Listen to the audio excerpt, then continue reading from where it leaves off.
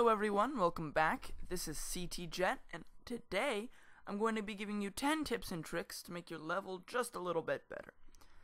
So, first off, many of you will know these, but as I go through them, they're going to get a little more advanced and you may not.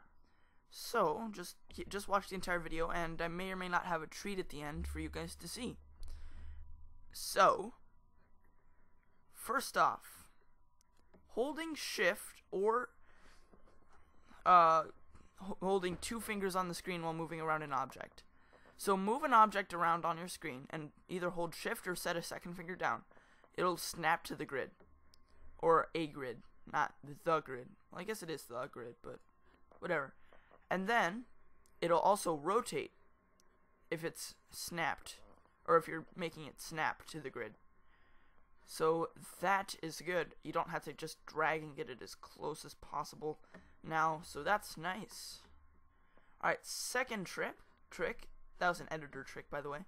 This one is a play trick. So as you can see, this moves a lot, and it doesn't want to slow down. Well, what can we do to fix this? Well, go ahead and click this little setting if you can't see it. Click the arrow to drop it down. Click Connection Edit, and you can click one of these. Now this means it's a joint that is hammered in, it can't move, and this one means it can rotate. So if we go ahead and click this, we can select damping, and as you can see, that wants to stay now. And if I go ahead and, I'll just do this. If I go ahead and get something like that, you can see that it wants to slow down almost immediately. It's basically putting a stabilizer on there, but it doesn't want to keep moving. It'll just stop. And go back into that. I can also set, yeah, it's kind of hard to click on these sometimes. You can go ahead and change the strength. Let's say I set that to 0.5. Move this over here, and it breaks off. So that's how you have breakable joints, if you guys did not know that. Next trick, and if this looks like if that looks a little different to you than your grass or your pixels, then I was experimenting with making a texture pack. Yeah, I'm doing a lot with Principia. Alright, go back into that same menu and select Terrain Paint. As you can see, I have a bunch of options down here. So first of all, if you look at this and you just drag around, you can see that I'm painting with the terrain. Deselect this, I will just paint with one type. You can change how many layers it paints on. You can change what type. And then you can also set it to clear, so you can clear away all the stuff that you've made. Alright, next tip. This one only works on PC, but go ahead and click this again and hit multi-select. And click an object. You have now multi-selected that object. And I believe... oh, no, it's not working.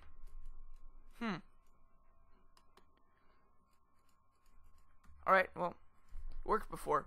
But anyway, yeah. Go ahead and click on that object, and you'll see how this looks like an arrow pointing down into it.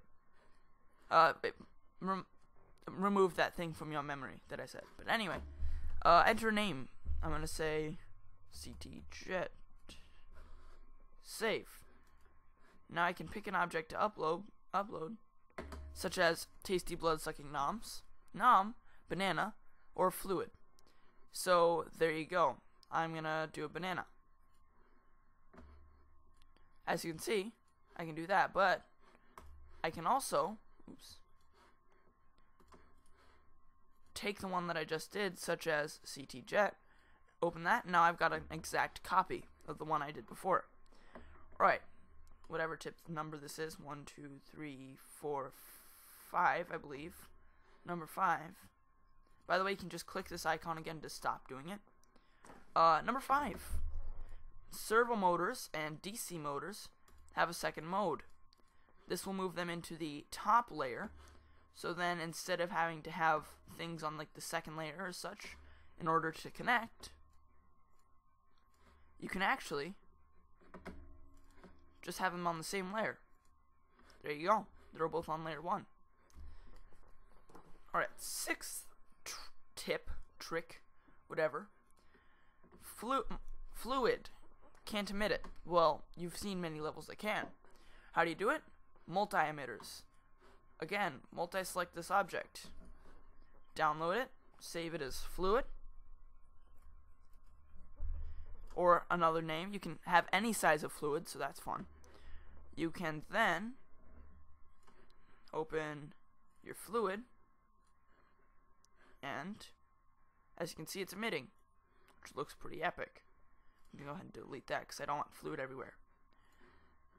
7th tip, I believe, or maybe it's 8th, I don't know, 7th, 6th, whatever.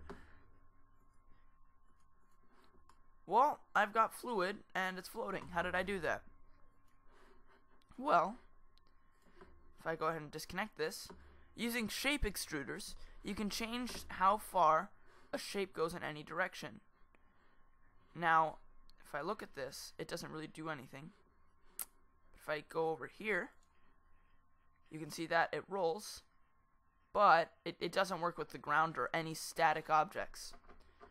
So, if you've seen my fluid roller coaster level, that's what I did. Platform. There you go. See how that doesn't work? But if I put like a sublayer plank or something there.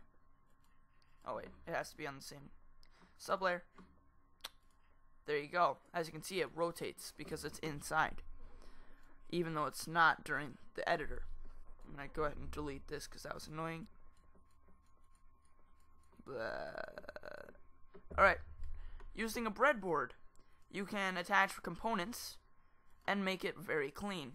So breadboards are very nice. That's just a tiny tip. Alright. Graphers and debuggers.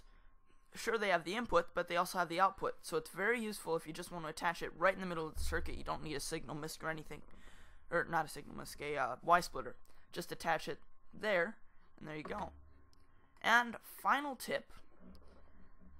I have vargetter and varsetter here. Vargetter and varsetter. What they do is they make values that you can change, such as a variable, let's say JK, and set this one to JK. And then you can actually set the value in there, and it'll be persistent over multiple plays, which means it'll stay. So I could have a currency such as money. I could have it stores a value like a 0.1, 0.2, 0.3, and then if I'm at, I can, every time I reach a checkpoint, I could set it to a new thing. So when I reload up the world, if it is like at 0.3, then it'll load it up and say, you know, this is your new checkpoint, and I will always start there. So that's really fun. Voice. Yes, I believe that was it. But I did say that I have like a little thing that I would like to show you guys. So why don't I go pull that up, and I'll be right back. Alright guys, so I've been talking to Pajlida over Skype, and he gave me this picture to look at. It's looking very nice. It looks like there's some updated textures and stuff over here. But essentially I was talking to him about an object that could change shape, and he gave me a little hint on something that's coming out in 1.5, and it's this.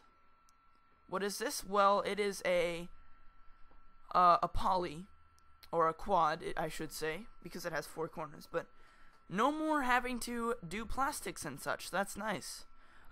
Essentially, you can change all 4 corners, and you can have a different color for each corner. The colors blend as they move, and it looks very nice.